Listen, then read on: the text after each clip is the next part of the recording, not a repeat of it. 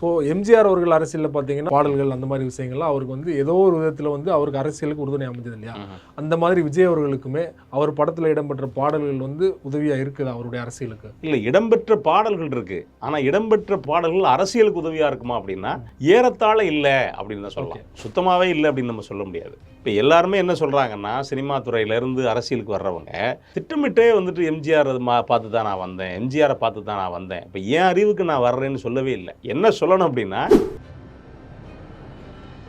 பாடல்கள் அப்படின்னா சொல்கிற அளவுக்கு விஜய் படத்தில் நீங்கள் ஒரு ஒஞ்சி போனால் ஒரு 10 பாடல்கள் தேரும். அரசியல் ரீதியான பாடல்கள் அப்படிங்கிறத விட இதை பில்டப் சாங்ஸ் அப்படின்னு சொல்கிறாங்க இல்லையா? அதாவது தன்முனைப்பு, தன்னை வந்து உயர்த்தி கேட்கக்கூடிய பாடல்கள். அப்படி விஜயில் நீங்கள் கவனித்து பார்த்தீங்கன்னா ஒன்றும் பெருசாக இருக்காது. எம்ஜிஆர் கிட்ட அப்படி இல்லை. எம்ஜிஆர் கிட்ட நீங்கள் காதல் பாடல் வச்சா கூட அதுக்குள்ளே எம்ஜிஆரை பற்றி ஒரு பெரிய புகழாரம் சுட்டியிருப்பாங்க. திருடாதே பாப்பா திருடாதே, வறுமை நிலைக்கு பயந்து விடாதே, திறமை இருக்கு மறந்து விடாதே. முடிக்கும் போது திட்டம் போட்டு திருடுற கூட்டம் திருடிக்கொண்டே இருக்குது, சட்டம் போட்டு தடுக்கிற கூட்டம் தடுத்து கொண்டே இருக்குது அப்படின்னு அவன் என்ன சொல்யூஷன் சொல்கிறான் அப்படின்னா, திருடராய் பார்த்து திருந்தாவிட்டால் திருட்டை ஒழிக்க முடியாது அப்படின்னு பட்டுக்கோட்டையார் ஒரு தீர்வை சொல்கிறார். இது முழுக்க பட்டுக்கோட்டையார் பாட்டா எம்ஜிஆர் பாட்டா அப்படிங்கிறத தாண்டி இது மக்களுக்கு நல்லது சொல்லக்கூடிய பாட்டு அப்படிங்கிற இடத்துல நீங்கள் இன்னொன்னையும் கவனிக்கணும். இந்த படத்துக்கு இப்போ அவங்களுக்கு வந்து கவிஞர்கள் நிறைய விஷயங்கள் இருந்து எம்ஜிஆர் பண்ணதை வச்சு எழுதுறதுக்கான வாய்ப்புகள் அதிகமாக இருந்தது. நீங்க அதுதான் அவர்களுக்கு இல்லை. ஆமா, எம்ஜிஆருக்கு என்ன அப்படின்னா, எம்ஜிஆரை புகழ்ந்து சினிமாவில் பாடல்கள் இருக்கும். அது வந்து எம்ஜிஆர் தன்னைத்தானே புகழ்ந்துக்க மாட்டாரு. என்ன அப்படின்னா ஆள் வச்சு புகழ்றது. ஆள் வச்சு புகழ்றது அப்படின்னா, வாங்கையா வாத்தியாரையா வரவேற்க வந்தோம் ஐயா, ஏழைகள் உங்களை நம்பி எதிர்பார்த்து நின்றோம் ஐயா. அவன் என்ன சொல்றான்? பேசுவது கிளியான ஒரு பாட்டு நீங்க கேள்விப்பட்டிருக்கீங்க. இது காதல் பாட்டு தான். பேசுவது கிளியா இல்லை பெண்ணரசி மொழியா, கோயில் கொண்ட சிலையா கொத்து மலர் கொடியா அப்படின்னு இருப்பார் கவியரசர். இப்போ அவன் என்னன்னா, ஏன் கிளின்னு அந்த அந்த வந்து கவியரசர் கண்ணதாசன் போட்டிருப்பார் அப்படின்னா, இது எது சரோஜாதேவியை கிண்டல் பண்ணதான். அது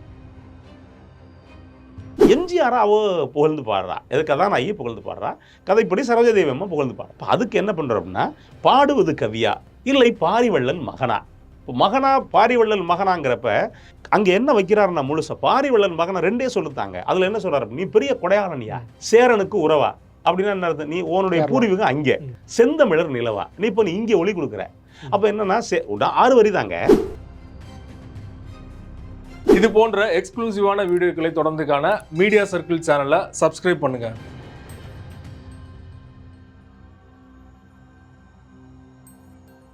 மீடியா சர்க்கிள் நேயர்களுக்கு வணக்கம். இன்றைக்கு நம்மோடு நேர்காணலுக்காக கவிஞரும் இசை ஆய்வாளருமான ஆலங்குடி வெள்ளச்சாமி அவர்கள் நம்மோடு இருந்திருக்கிறார். அவரோடு பேசலாம். வணக்கம் சார். வணக்கம். தமிழக வெற்றி கழகம் அப்படின்னு விஜய் அவர்கள் கட்சி ஆரம்பித்து ஒவ்வொரு பிரச்சனைக்கும் சமீபத்தில் தான் குரல் கொடுத்துட்டு இருக்காரு. வீரியமாக இன்னும் குரல் கொடுக்கணும் அப்படிங்கிறது தான் விமர்சனமாக இருக்குது, பொதுப்படையாக வைக்கிறது. ஆனால் அவரே வெளிப்படையாக சொல்லியிருக்காரு, நான் எம்ஜிஆர் அவர்கள் அரசியல் பார்த்து தான் நான் அரசியலுக்கு வந்தேன் அப்படின்னு சொல்லிட்டு எம்ஜிஆர் அவர்கள் அண்ணா அவர்கள்லாம் சொல்லியிருக்காரு இல்லையா?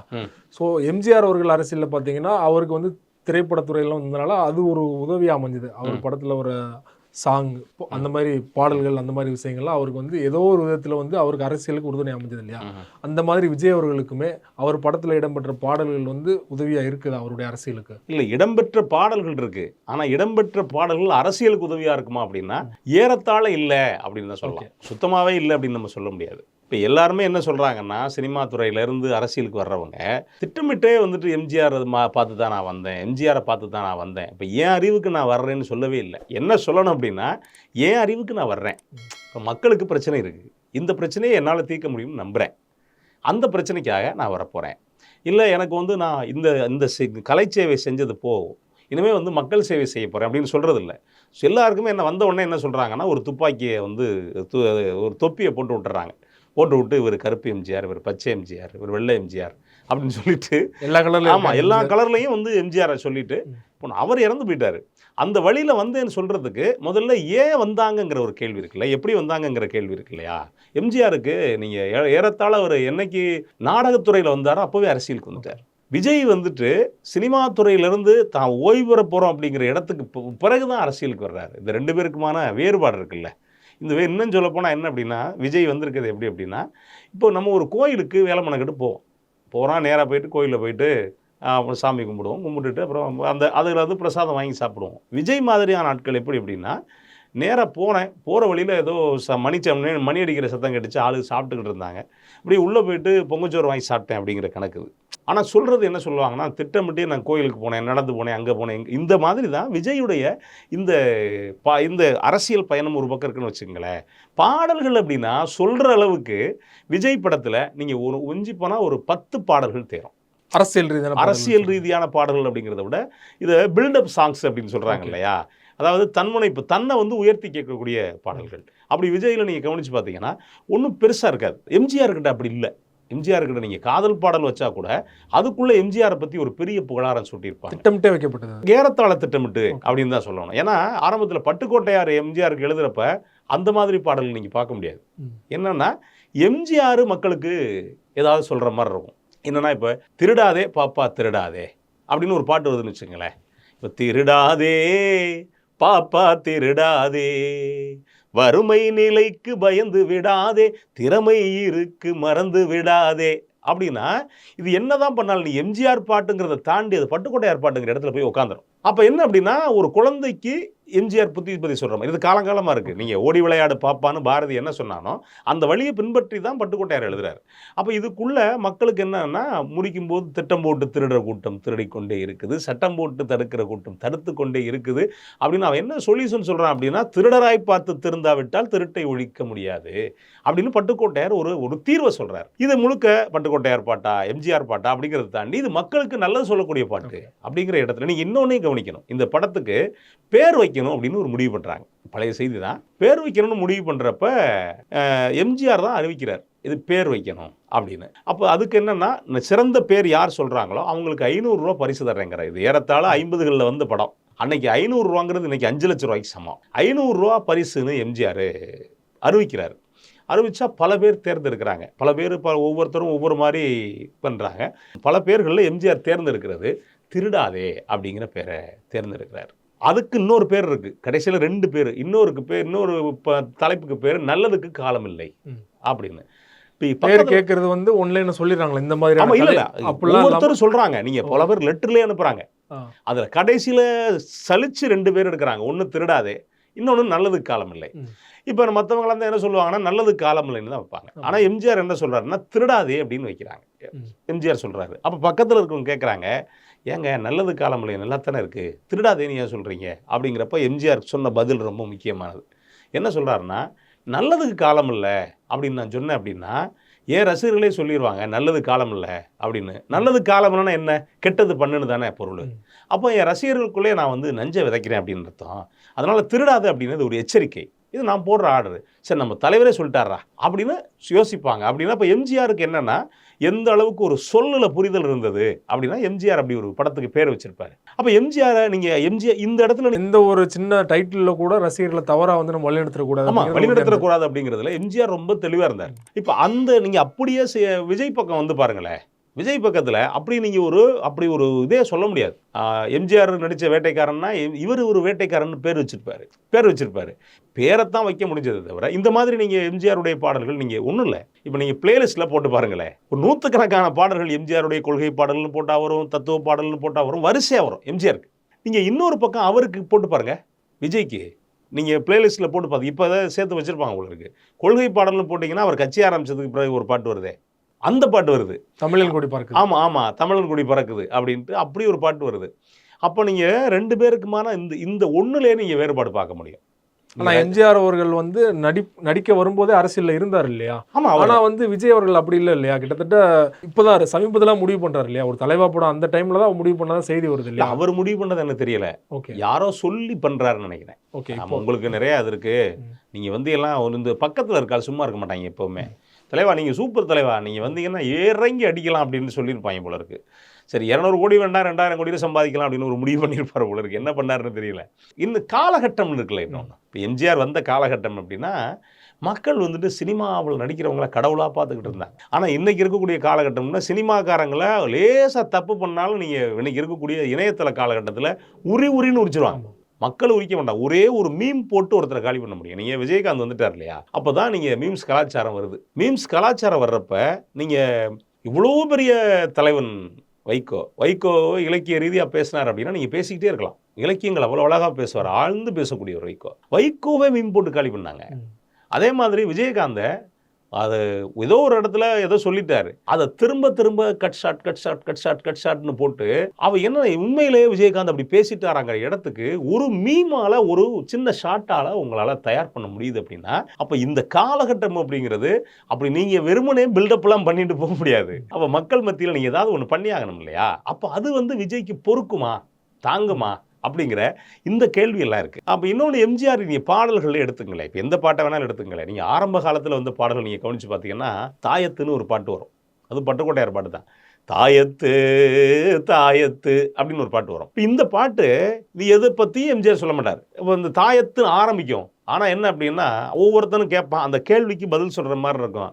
ஏயா இதுல பொம்பளைய வசியம் பண்றதுக்கு மருந்து இருக்குமா அப்படின்பா. கேட்ட உடனே எம்ஜிஆர் சொல்லுவாரு, மந்திர வசியம் இல்ல, மாயாஜால வேலை இல்ல அப்படின்ட்டு ஒரு பக்கம் போவார். இந்த மாதிரி ஏயா உழைக்காம சாப்பிட்றதுக்கு ஒரு வழி இருக்குமா அப்படின்பா. அவர் சொல்லியிருப்பாரு, உடம்ப உழைச்சு நல்லா உழைச்சு பாரு, அதில் உனக்கும் உலகத்துக்கும் நன்மை இருக்கு, சும்மா உட்கார்ந்து இருந்துக்கிட்டு சேர்க்கிற பணத்துக்கு ஆபத்து இருக்கு, அது உனக்கு எதுக்கு. தாயத்து வைக்கிற மாதிரி இருக்கும். ஆனா இந்த தாயத்துக்குள்ள மூட நம்பிக்கைக்கு எதிரானதான் பாட்டு முழுக்க வச்சிருப்பாரு. அது எம்ஜிஆர் கட்சி கொள்கையும் இருக்குது, அவரோட பர்சனலா மக்களுக்கு சொல்ற அறிவுரை மாதிரியும் இருக்குது. ஆமா, நீங்க அது கொள்கையும் வச்சிருப்பாங்க, மக்களுக்கு சொல்ற. அப்ப கொள்கைங்கிற விட மக்களுக்கு சொல்ற ஒரு அறிவுரை, ஒரு திருக்குறள் கருத்தை எடுத்து கொண்டு போய் ரொம்ப எளிமையா நீங்க கொண்டு போய் வச்சிட முடியும். நீங்க ஒரு பாட்டு, எம்ஜிஆரும் முத்துராமன் எம்ஜிஆர் தம்பியா இருப்பாரு. அந்த பாட்டு நீங்க இப்போ வரைக்கும் நீங்க கவனிச்சு பார்த்தீங்கன்னா, அதுக்குள்ள அவ்வளவு திருக்குறள் கருத்துக்களை ரொம்ப அழகா பட்டுக்கோட்டையார் தூக்கி கொண்டே வச்சுட்டு போயிருப்பாரு. என்ன பாட்டு அப்படின்னா, ஏத்தமுன்னா ஏத்தோ இதுல இருக்குது முன்னேத்தோ, அந்த கை ஏத்தம். இன்னைக்கு அது இல்லை, இன்னைக்கு பம்பு செட்டு. எல்லாரும் பாடுபட்டா அது இன்பம் விளையும் தோட்டம் அப்படின்னவர், கிணத்து நீரை வயலுக்கு தான் எடுத்து தரேன் ஏத்தம், கிளைவெடிக்கும் பயிர்களுக்கு உணவளிக்கும் ஊட்டம் அப்படின்ட்டு அடுத்த ஒரு வரி போட்டிருப்பாரு, விதியை எண்ணி விழுந்து கிடக்கும் வீணர் எல்லாம் மாறணும், வேலை செஞ்சா உயர்வம் என்ற விவர மண்டையில் ஏறணும். அடுத்த வரி, நிதியை என்னும் பெரியவங்க நெஞ்சில் அன்பு சேரணும், நிரந்தரமா அனைவருமே சுதந்திரமா வாழணும் அப்படின்னு இருப்பாரு. இதுக்குள்ள அவ்வளவு குரல் எடுத்து பார்த்தா போய்கிட்டே இருக்கும். அப்ப என்ன அப்படின்னா, நீங்க சொல்றது தண்ணி இறைக்கிறது சொல்ல வர்றது, ஆனா நீங்க உள்ள கவனிச்சு பார்த்தீங்கன்னா அவ்வளவு விஷயங்கள் ஆழ்ந்து. நீ என்னன்னா இந்த பாட்டுக்குள்ள எம்ஜிஆருக்கு வச்ச பாட்டுக்குள்ள என்ன சிறப்பு அப்படின்னா, நீங்க பல்லவியை தொடர்ந்து கவனிக்க ஆரம்பிச்சிட்டீங்க அப்படின்னா தொடர்ச்சியா நீங்க அடுத்தடுத்த வரிகளை உங்களால கவனிக்க முடியும். நீங்க சின்ன பிள்ளை இன்னைக்கு கூட நீங்க ஒரு சின்ன குழந்தை, இப்ப நீங்க ஒரு 5 வயசு குழந்தை, இப்போ எம்ஜிஆருக்கு இருந்து அன்னைக்கு நீங்க பெரிய இசைக்கருவிகள் பெருசா இல்லை, பெரிய கோர்ப்பு இருக்காது, 2 கருவி 3 கருவி அதை வச்சுட்டு பாட்டை பண்ணிட்டு போயிருப்பாங்க. ஆனா நீங்க அந்த கோர்ப்புகளில் கவனிச்சு பார்த்தீங்கன்னா அவ்வளவு ஆழத்துல அந்த முதல் வார்த்தையை அடுத்தடுத்த சொற்களை உங்களுக்கு கவனிக்க வச்சிடும். ஆனா விஜய்க்கு என்ன பிரச்சனை அப்படின்னா, விஜய் அப்படி எம்ஜிஆர் திட்டமிட்டு பண்ணாரோ திட்டமிடாம பண்ணாரோ, அன்னைக்கு நீங்க திராவிட சிந்தனையாளர்கள் மேலோக்கி வளர்ந்துகிட்டு இருக்கக்கூடிய காலகட்டம். அது எம்ஜிஆருக்கு மட்டும் இல்லை, நீங்க சிவாஜிக்கு அந்த மாதிரி பல பாடல்கள் பார்க்க முடியும், அதே மாதிரி முத்துராமனுக்கு பல பாடல்கள் பார்க்க முடியும், எஸ்எஸ்ஆருக்கு பல பாடல்கள் பார்க்க முடியும். அதுவும் நீங்க 50லேருந்து ஏறத்தாழ ஒரு 70 வரைக்கும் திராவிட சிந்தனையாளர்கள் மேலோங்கி இருந்த காலகட்டத்தில் அது வரக்கூடிய படங்கள். அப்போ என்னன்னா, அவங்களுக்கு அமைப்பை வளர்க்கறதுக்கு தேவை ஏற்படுது. எதனால தான் டிஆர் மகாலிங்கத்தை ஒரு படத்துக்கு குதிரையில் வர்றது மாதிரி பாட்டு வைக்கிறார் யாரு, கவியரசர் கண்ணதாசன். டிஆர் மகாலிங்கம் வரும்போது எங்கள் திராவிட பொன்னாடே கலை வாழும் தென்னாடேன்னு பாட்டு வைக்கிறாரு. அதுக்கு என்ன காரணம் அப்படின்னா, இது வச்சா அது சிறப்பாக இருக்கும் அப்படிங்கிற, இப்போ மக்களுக்கு பிடிக்கும் அப்படிங்கிற இடத்துக்கு அந்த திராவிட சிந்தனைகள் வளர்ந்த காலகட்டத்தில் சேருது. ஆனால் விஜய் காலகட்டம் அப்படியான காலகட்டம், இது கார்பரேட்டுகளுடைய காலகட்டம். அப்போ காலகட்டம் எப்படி இருந்தாலும் ஒரு கலைஞன் சிந்திக்கிறான்னு வச்சுக்கோங்களேன், எனக்கு இந்த மாதிரி பாட்டு வேணுங்க அப்படின்னு. ஆனால் விஜய்க்கு பாடல்குள்ள நல்ல வரிகள் இருக்கு, ஆனால் இருக்கு, நான் இல்லைன்னா சொல்ல மாட்டேன். ஆனால் என்ன அப்படின்னா, எப்போ வந்தது அப்படின்னா ஏறத்தாழ 2000க்கு பிறகு தான் வருது. 2000க்கு பிறகு விஜய்க்கு ஏறத்தாழ 30 வயசு தாண்டிருச்சு. அதுக்கு பிறகு வர்ற பாடல்களில் நீங்கள் கண்டே பிடிக்க முடியாது. என்ன அப்படின்னா, நான் அடித்தா தாங்க மாட்டேன், 4 மாதம் தூங்க மாட்டேன், மோதிப்பாரு வீடு போய் சேர மாட்டேன். எனக்கு தெரிஞ்சு இது விஜயோ அல்லது இயக்குனரோ சொன்ன வரி. அப்போ இதுக்குள்ளே என்ன அப்படின்னா, யாரோ எதிரியை குறி வச்சு தாக்குறது மாதிரி இருக்கு. சினிமாவில் இருக்கிற எதிரிகள். ஆமா, சினிமாவில் தனக்கு இருக்க நேரடி எதிரி ஒருவேளை அஜித்தா கூட இருக்கலாம். நான் அடிச்சா தாங்க மாட்டேன், 4 மாசம் தூங்க மாட்டேன், மோதிப்பாரு வீடு போய் சேர மாட்டேன் அப்படின்னு இந்த எச்சரிக்கை மணி இருக்குல்ல, இந்த மாதிரி பாடல்கள் எம்ஜிஆர் நீங்க பார்க்கவே முடியாது. பர்சனல் அட்டாக்கா இருக்காது. பர்சனல் அட்டாக் இருக்காது. ஒருவேளை இருந்திருக்கலாம், நம்மளால கண்டுபிடிக்க கூட முடியாது. அந்த மாதிரி வரிகள் போட்டிருப்பாங்க. ஆனா உள்ளுக்குள்ள நீங்க கவனிச்சு பார்த்தீங்கன்னா வரி போட்டா உணவு உட இருப்பிடம் உழவனுக்கு கிடைக்கணும், அதை அனுபவிச்ச மிச்சம் தான் ஆண்டவனுக்கு கொடுக்கணும் அப்படின்னு உன்னதமான வரியை போட்டிருப்பாரு ஒரு பக்கம் கபிலன். அப்ப கபிலன் உன்னதமான வரியை உள்ளுக்குள்ள போட தெரிஞ்ச கபிலனுக்கு முன்னாடி போட முடியாதா? இவ்வளோ நீங்க என்ன சொல்ல போனா பட்டுக்கோட்டையே வந்து இந்த மாதிரி வரிகளை தொட்டதில்லை. கபிலன் அப்படி வரி தொட்டிருப்பாரு. நீங்க எந்த படம் எடுத்துக்கிட்டா தெரியும். ஆமா, போக்கிரி படத்துல அது உள்ள வரி போட்டிருப்பாரு. மழைக்காலத்தில் குடிசையெல்லாம் தண்ணீரில் மிதக்கின்ற கட்டு மரம், வெயில் காலத்தில் குடிசையெல்லாம் தீப்பற்றி எரிகின்ற காட்டு மரம், சேரி இல்லா ஊருக்குள்ள பொறக்க வேணும் பேர புள்ள. இப்ப என்னன்னா ஒரு எவ்வளவு பெரிய வருத்தத்தை எளிமையா ஒரு கவிதை 2 வரியில சொன்ன. சேரி இல்லா ஊருக்குள்ள பிறக்க வேணும் பேரப்புள்ள அப்படின்னா இந்த சமூகம் மாறணுங்கிற ஒரு வருத்தத்தை, ஒரு கோபத்தை ஒரு கவிஞனால 2 வரியில சொல்லிட முடியுது. இந்த கவிஞன் ஏன் முன்னாடி அப்படி சொல்ல முடியல, பல்லவியில ஏன் போட முடியல அப்படின்னா கவிஞனுக்கு இருக்கக்கூடிய சிக்கல். நீங்க ஃப்ரீயா விட்டு எப்பா என்னை பில்டப் பண்ற மாதிரி ஒரு பாட்டு எழுதுங்க அப்படின்னா அவருக்கு எழுத தெரியாம எல்லாம் கிடையாது. தினைக்கு அவங்க வந்து உள்ள ஆழமா போயிருந்தா இந்த வரி கூட எழுதிருக்க முடியாது. அங்கே ஆமா, நீ ஒருவேளை சரணத்துல ஒருவேளை விஜய் தலையிட்டு இல்ல இயக்குனர் தலையிட்டு அதுக்குள்ள உள்ள போயிட்டாரு அப்படின்னா ஆடுங்கடா என்ன சுத்தி மாதிரி முள்ளுக்குள்ள வரும். அப்புறம் வந்து ஆடுங்கடா, அப்புறம் வந்துட்டு இவரை சுத்தி யாரு கதாநாயகி சுத்தி, அப்புறம் ஆடுங்கடா அந்த குரூப்பை சுத்தி, வேற வழி இல்லை. அப்ப என்ன அப்படின்னா நீங்க திட்டமிட்டு எழுதினாலோ திட்டமிட்டு எழுதலனாலோ நீ எம்ஜிஆருக்கு எழுதின பாடல்கள் என்ன சிறப்பு அப்படின்னா மக்களுக்கு இன்னும் கூட அந்த பாட்டு வழிகாட்டியா. நீங்க சொல்றீங்க இல்லையா, அந்த மாதிரி நான் அடிச்சா தாங்க மாட்டேன், அதுலலாம் வந்து இயக்குனரோடயோ இல்லைனா விஜயோட தலையீடு இருக்குன்னு சொல்லிட்டு, நான் எம்ஜிஆர் அவர்களுக்கு எழுதின பாட்டு வந்து எதேச்சே அமைதா எம்ஜிஆர் அவர்களோட தலையீடு வந்து வெளிப்படையா எனக்கு இந்த மாதிரி பாடல்கள் வேணும் அப்படின்னு முன்னாடியே சொல்லிடுவாங்க. எப்பவுமே சூழலுக்கு தான் பாட்டு. ஓகே, சூழலுக்கு தான் கேட்பாங்க. அதுல வந்து சிறப்பா எழுத வேண்டிய பொறுப்பு அவங்களுக்கு இருக்கக்கூடிய அரசியல், அவங்களுக்கு இருக்கக்கூடிய இலக்கிய புரிதல், இதை பொறுத்து தான் ஒரு பாடலாசிரியருக்கு அமையுது. அப்ப பட்டுக்கோட்டைக்கு இருந்த இலக்கிய புரிதல், பட்டுக்கோட்டைக்கு இருந்த எளிமை, பட்டுக்கோட்டைக்கு இருந்த இடதுசாரி சிந்தனை, இந்த சிந்தனையை பட்டுக்கோட்டை கொண்டு வரது உதவுது பட்டுக்கோட்டைக்கு. அது எம்ஜிஆர் படங்களுக்கு எழுதும்போது அது ஒரு பெரிய வாய்ப்பா அமையுது. எம்ஜிஆருக்கு அப்படி ஒரு சிந்தனை இருக்கு. எம்ஜிஆருக்கும் வந்து நல்ல பாடல்கள் கொடுக்கணும் அப்படிங்கிற சிந்தனை இருக்கு. ஏன்னா எம்ஜிஆர் கூட இருந்தவங்களா அது மாதிரி அண்ணா கூட இருக்காரு, கலைஞர் கூட இருக்காரு, பெரியார் வந்து ஒரு தாக்கத்தை ஏற்படுத்தி இருக்காரு. அப்படிங்கிறப்ப யதார்த்தம் ஒன்றும் இல்லை, நீங்கள் தினமும் ஒரு நல்ல கூட்டத்தை கேளுங்களேன். நல்ல கூட்டத்தை நீங்கள் 10 நாள் கேட்டோம் அப்படின்னா நமக்கே இது சரியா இருக்குல்ல அப்படின்னு ஒரு தாக்கம் இருக்குல்ல. அப்போ சுற்றி இருக்கவங்கலாம் வந்து அப்படி சிந்தனையாளராக இருக்கப்ப எம்ஜிஆருக்கு அது அந்த வாய்ப்பு தன்னால் அமையுது. இன்னொன்று எம்ஜிஆர் அந்த இடத்துக்கு போய் சேர்ந்துக்கிட்டாரு. காங்கிரஸ்ல இருந்தவர் எம்ஜிஆர் அங்கே போய் சேர்ந்துக்கிட்டாரு. விஜய்க்கு அப்படி கிடையாது. இன்னொன்று எம்ஜிஆர் என்னன்னா ஒரு உதவி பண்ணுவார் அப்படிங்கிறது ஊரறிஞ்ச ரகசியம். நீங்கள் கவனிச்சு பார்த்தீங்கன்னா அவர் கிட்ட இருந்த உதவியாளர்களுக்கு பல பேருக்கு உதவி பண்ணியிருக்காரு. நீங்கள் ஒரு நாடகத்தில் அவர் கூட நடித்த நாடகத்தில் எவருன்னு நினைக்கிறேன், நாடகத்தில் எம்ஜிஆருக்கு தொடை எலும்பு முறிஞ்சு போகுது. அந்த நேரத்தில் வந்து கிட்டத்தட்ட அந்த நாடக கலைஞர்களுக்கு எம்ஜிஆர் வேலை பார்க்காமே சாப்பாடு போடுறாரு. எம்ஜிஆர் தனியாக நாடக மன்றம் தனியாக வச்சிருந்தாரு, சிவாஜி நாடக மன்றம் தனியாக இருக்கு. இப்போ இன்னொன்று கவனிச்சு பார்த்தீங்கன்னா யாராக இருந்தாலும் எம்ஜிஆருக்கு கொடுக்குறது அப்படிங்கிற ஒரு பெரிய பழக்கம். நீ ஒரு சில பேர் சொல்லுவாங்க வந்து எம்ஜிஆர் வந்து ஒரு இதுக்கு கொடுக்குறாரு, விளம்பரத்துக்கே கொடுத்தா என்னங்கிறேன். கொடுக்குற மனசு அப்போ கூட வரணும் இல்லையா? அதுக்காக வரணும்ல, நீங்கள் விளம்பரத்துக்கே கொடுங்கல, கொடுக்குற மனசு வரணும்ல. நீங்க விளம்பரத்துக்கு கூட நான் கொடுக்க மாட்டேங்கிறவன் இருக்கான்ல, நீங்க இல்லாதவன்ட்ட கொடுக்க முடியாது, இருக்கிறவன் கொடுக்கலாம்ல. விஜய்க்கு அப்படி ஒரு பேச்சே இல்லையே. விஜய் ஏறத்தாழ நீங்க இப்போ ஒரு அரசியலுக்கு வரப்போறாரு அப்படிங்கிற ஒரு 2 வருஷத்துக்கு முன்னாடி அப்படி ஒரு நமக்கு ஒரு செய்தி தெரிஞ்சது. அப்போ ஒரு வருஷத்துக்கு முன்னாடி கட்சி ஆரம்பிச்சிட்டேன்னு சொல்லி சொன்னாரு. இப்போ அதுக்கு முன்னாடி வரைக்கும் விஜய் ஒரு ஏதாவது ஒன்று கொடுக்க போறாரு மக்களுக்கு அப்படிங்கிற ஒரு பேச்சே கிடையாது. அப்போ விஜய்க்கு வந்து இப்படி ஒரு பில்டப்புக்கான இடமே இல்லை. அப்போ விஜய் எப்படி வர முடியும்? இன்னொன்று எம்ஜிஆர் லைஃப்ல இருக்கிறத தான் நம்ம எழுத முடியும் இல்லையா? அப்போ அவங்களுக்கு வந்து கவிஞர்கள் நிறைய விஷயங்கள் இருந்து எம்ஜிஆர் பண்ணதை வச்சு எழுதுறதுக்கான வாய்ப்புகள் அதிகமா இருந்தது. ஆமா, நீங்க அதுதான் அவர்களுக்கு இல்ல. ஆமா, எம்ஜிஆருக்கு என்ன அப்படின்னா எம்ஜிஆர் புகழ்ந்து சினிமாவில் பாடல்கள் இருக்கும். அது வந்து எம்ஜிஆர் தன்னைத்தானே புகழ்ந்துக்க மாட்டாரு. என்ன அப்படின்னா ஆள் வச்சு புகழ்றது. ஆள் வச்சு புகழ்றது அப்படின்னா மக்கள் புகழ்ற மாதிரி இருக்கும். ஆமா, என்னன்னா ஒரு பாட்டு வாங்கையா வாத்தியாரையான ஒரு பாட்டு நீங்க கவனிச்சு பாருங்களேன். எந்த இடத்துலயும் நான் வந்துட்டேன்னு எம்ஜிஆர் சொல்ல மாட்டார். வாங்கையா வாத்தியாரையா வரவேற்க வந்தோம் ஐயா, ஏழைகள் உங்களை நம்பி எதிர்பார்த்து நின்றோம் ஐயா. அவன் என்ன சொல்றான் அந்த வரிக்குள்ள, ஏழைகள் உங்களை நம்பி எதிர்பார்த்து நின்றோம் ஐயா அப்படிங்கிறப்ப நீ அந்த காலகட்டம் என்ன அப்படின்னா ஆசிரியர்கள் அப்படிங்கிறவங்க அறிவாளிகள் அப்படின்னு பார்க்கப்பட்ட ஒரு காலகட்டம். ஒரு ஆசிரியர்கள் ஊரை வழி நடத்துவாங்க கிராமங்கள்ல. இப்ப இந்த காலகட்டத்தில் ஒரு பாட்டு வருது. அப்படி ஒரு எம்ஜிஆர் பாட்டு வர்றப்ப நாங்கள் எல்லாரும் உங்களை வரவேற்க வந்திருக்கோமே. அப்போ என்னன்னா ஒரு அறிவாளியை ஒரு கூட்டமே சேர்ந்து வரவேற்கக்கூடிய இடமா இந்த பாடல் இருக்குது. அப்போ என்ன, எம்ஜிஆர் மிகப்பெரிய அறிவாளியாகவும் ஒரு கொடைவள்ளலாகவும் எளிய மக்கள் வரவேற்கிறதாகவும் இந்த பாட்டு இருக்கும்.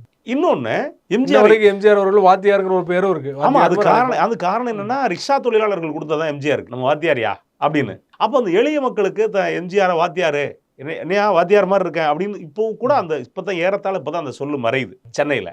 அப்போ இது மட்டும் இல்லை, நீங்கள் காதலி சொல்லும்போது கூட இப்போ காதலன் காதலி பாடுறாங்க. பாடும்போது பெரும்பாலும் யாரை நம்ம ஆண் தான் ஒரு பெண்ணுடைய அழகை வர்ணிப்பான். ஒரு பெண் என்ன செய்வா, அவன் போர் வீரன் அப்படி இப்படி வர்ணிப்பான். ஆனால் என்னன்னா எம்ஜிஆருக்கு தான் பல பாடல்களில் பெண் ஆணை வர்ணிப்பான். அப்படியான பல பெண்ணு சொன்ன ஒரு பாட்டு நீங்கள் கேள்விப்பட்டிருப்பீங்க. சேலத்து பட்டென்று வாங்கி வந்தார் அந்த சின்னவர் போய் கேளும் கண்ணாடி முன் நின்று பாரும் அப்படின்னு இருப்பாரு. அவ பெண் சொல்றா. என்ன காரணம் அப்படின்னா, யார் அந்த சின்னவர், என்னடி மாலை கருக்கள் சேலை ரவிக்கையை மாற்றியதன்னடி கோலம் கண் காட்டியதன்னடி ஜாலம் அப்படின்னு அவன் கேட்கறான். இவன் பதில் சொல்றா, சேலத்து பட்டென்று வாங்கி வந்தார் அந்த சின்னவரை போய் கேளும். யார் அந்த சின்னவர் அப்படின்னா, கண்ணாடி போய் முன்னாடி போய் நின்று பாரியா அப்படின்னு. என்னன்னா, நீ தயா வாங்கிட்டு வந்த ஏன், இது ஒரு வகையான இலக்கியம், ரொம்ப அழகான இலக்கியம். அப்ப என்ன சொல்றாரு கவியரசர் அப்படின்னா, பார்த்துட்டு நீ தயா அவன் இப்ப சின்னவர் நீ ஏன் சொல்றாரு அப்படின்னா, எம்ஜிஆருக்கு திரையுலகத்துல சின்னவர் அப்படிங்கிற ஒரு புனை பெயர் உண்டு. அப்ப அதை வச்சு தான் சின்னவர் அப்படிங்கிறாங்க.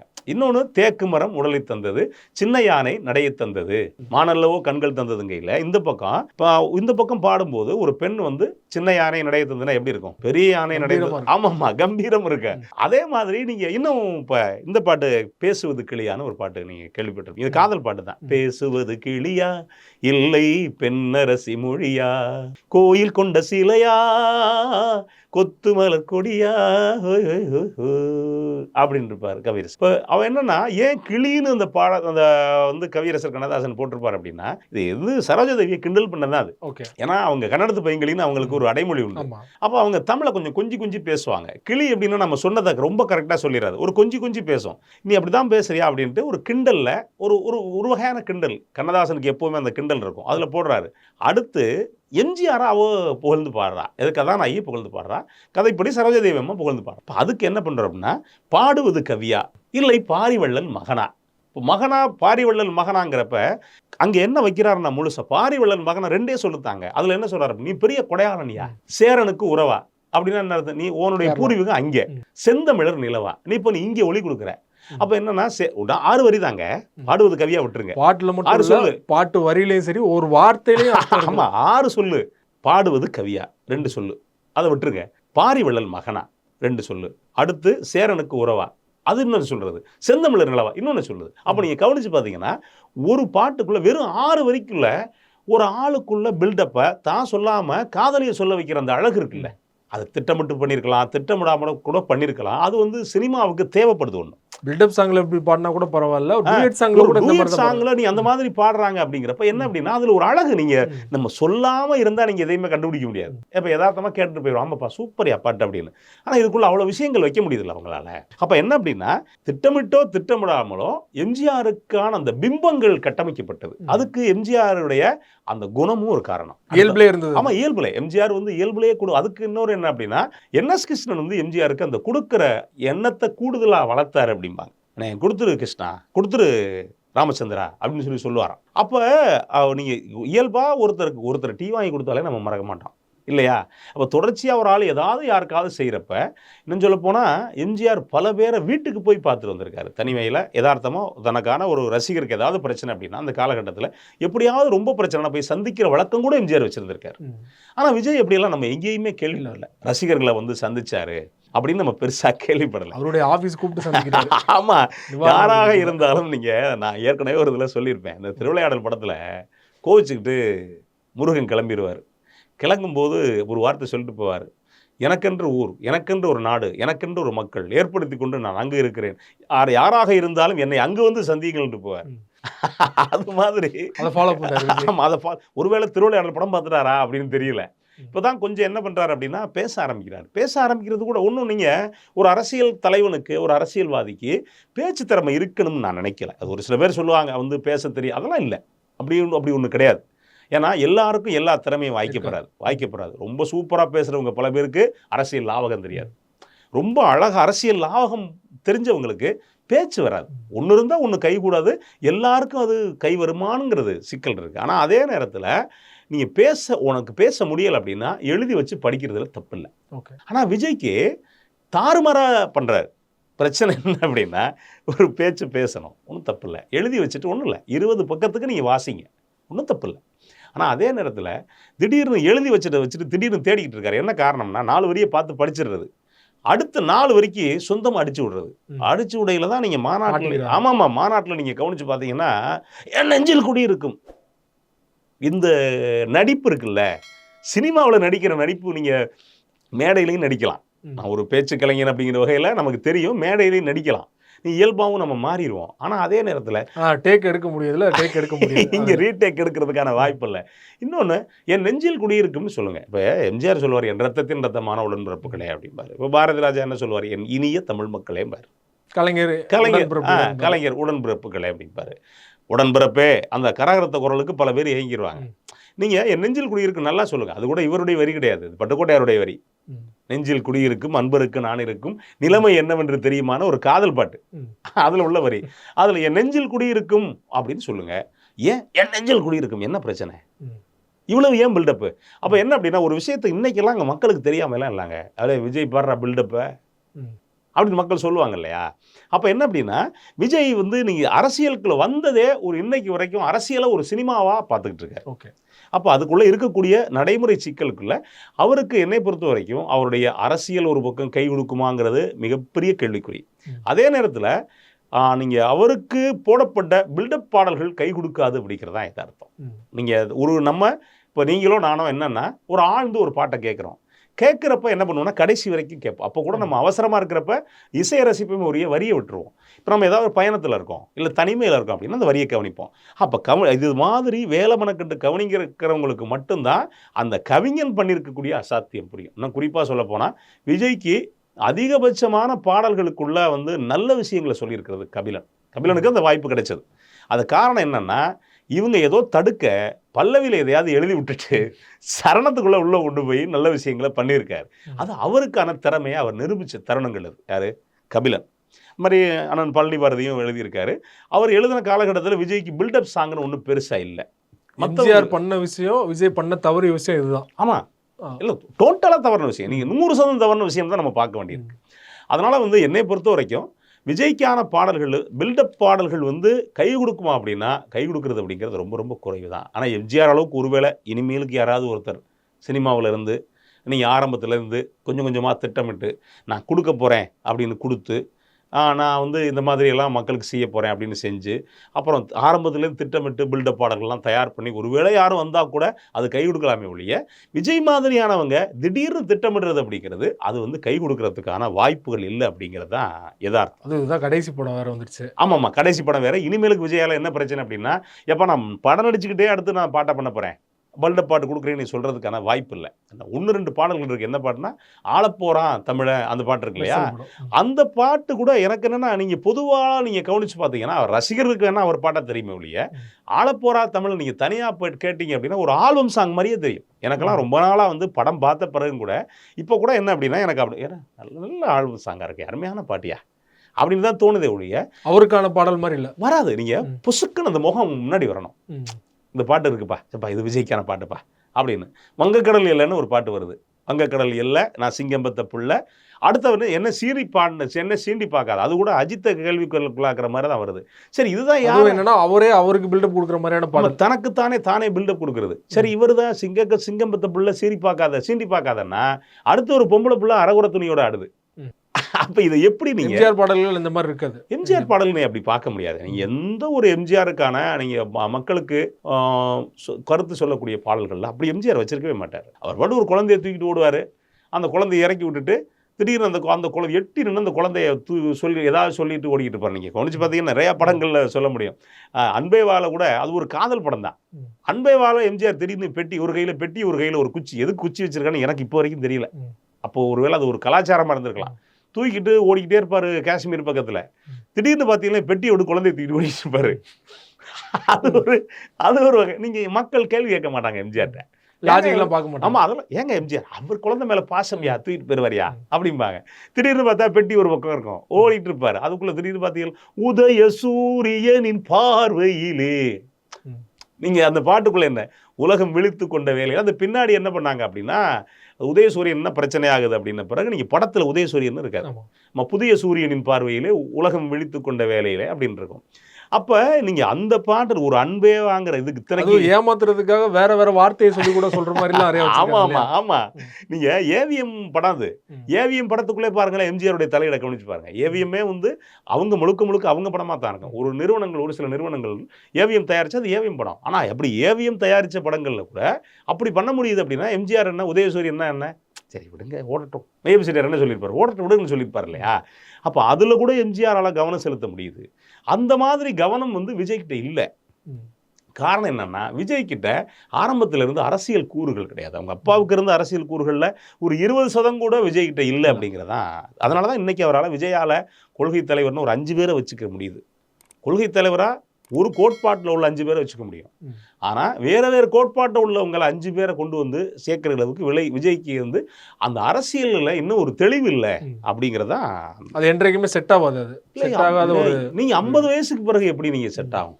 நீங்க ஒரு அரசியல் பயிற்சிங்கிறது, பயிற்சி களம் குறைஞ்சபட்சம் உங்களுக்கு ஒரு 20 வயசுல பயிற்சி களம் வரணும், இல்லை ஒரு 30 வயசுல கூட வரலாம். 50 வயசுக்கு பிறகு நீங்க எதை உள்வாங்க முடியும்? 50 வயசுக்கு மேல உள்வாங்கிறதுங்கிறது ரொம்ப சிரமமான காரியம். இவர் உள்வாங்கி எல்லாத்தையும் சரி பண்ணுறதுக்குள்ளே 75 வயசு ஆயிரும். அப்போ வந்துட்டு இது ரொம்ப ஒரு சிக்கலான தருணம் தான். அவர் யாரோ சொல்லியிருக்காங்க, வந்திருக்காரு. அதுக்காக அவருக்கு இந்த பாடல்கள் அப்படிங்கிறது விஜயை பொறுத்த வரைக்கும் கை கொடுக்காது அப்படிங்கிறது தான் என்னுடைய கருத்து. சினிமாலையும் சரி அரசியல்லையும் சரி எம்ஜிஆர் அவர்கள் விஜய் அவர்கள் ஒப்பீடு குறித்து விரிவாக எங்களோட பகிர்ந்து கொண்டீங்க. மிக்க நன்றி. மகிழ்ச்சி.